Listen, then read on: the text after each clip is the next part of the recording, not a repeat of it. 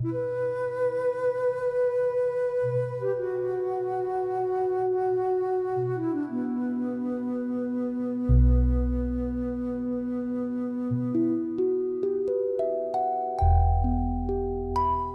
तले अंधेरा। मुकेश बहुत उदास से कमरे में बैठे थे।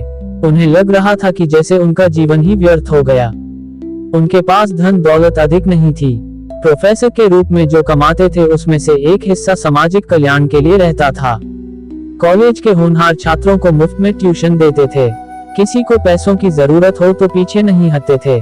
उनके छात्र उनकी बहुत इज्जत करते थे। उनके पढ़ाए हुए शिष्य कई ऊंचे ओहदों पर थे। समाज में मुकेश की बहुत इज्जत थी। लोग कहते थे कि उनका जीवन इस बात का आदर्श है कि व्यक्ति को कैसे जीना चाहिए। वह अपने आदर्शों पर सदैव टिके रहे, इसलिए उनके शिष्य भी उनका अनुसरण कर समाज में आदर्श स्थापित कर रहे हैं। लेकिन आज उनका बेटा रविंद्र धोखाधड़ी के इल्जाम में पुलिस की हिरासत में था। वह उनसे छुपाकर ना जाने क्या क्या किया करता था। उन्होंने कई बार पूछा कि वह क्या करता है तो बात को घुमाकर टाल देता था। आज उन्हें लग रहा था कि इतने बच्चों को सही रास्ता दिखाने वाले वह अपने बच्चे को भटकने से नहीं बचा पाए। चिराग तले अंधेरा वाली कहावत उनके जीवन में चरितार्थ हो गई। ये बात उन्हें परेशान कर रही थी कि जो लोग उनके बारे में सम्मान से बात करते थे अब उन पर उंगली उठाएंगे। वह सोच रहे थे कि उनसे गलती कहाँ हो गई। उन्होंने तो दूसरे बच्चों की तरह अपने बेटे रविंद्र को भी सदा अच्छा इंसान बनने के लिए प्रेरित किया था। रविंद्र उनकी बातें सुनता भी था, पर आज पता चला कि वह उन पर अमल नहीं करता था। उनकी पत्नी कला कमरे में आए, बत्ती जलाकर उनके सामने बैठ गईं। उन्होंने कहा, अंधेरे में क्यों बैठे हो? मेरे चिराग तले अंधेरा निकला उसका अफसोस कर रहा था। कला उनकी मनोदशा को समझ रही थी।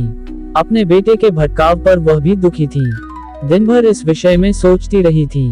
उन्होंने कहा, मैंने देखा है कि तुमने रविंद्र को सही रास्ता दिखाने में कोई कमी नहीं रखी, पर हम राह दिखा सकते हैं, किसी को उस पर चला नहीं सकते हैं। सही गलत का चुनाव व्यक्ति को अपने विवेक से करना पड़ता है। रविंद्र ने जो चुना उसके दोषी तुम नहीं हो।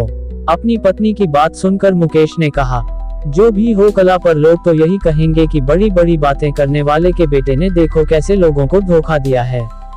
समाज में मेरी क्या इज्जत रह गई? कला ने समझाया, तुम्हारी इज्जत तो तब कम होती जब तुम्हारी कथनी और करनी में फर्क होता। तुमने जो बातें कही उन पर हमेशा अमल किया। लोगों ने इसे देखा है। रही कुछ लोगों के कहने की बात तो उनकी परवाह मत करो। कुछ लोगों को सिर्फ उंगली उठाना आता है। तुम अपने मन से ये बोझ उतार दो कि तुम गलत हो। कला की बात सुनकर मुकेश के मन का बोझ हल्का हुआ।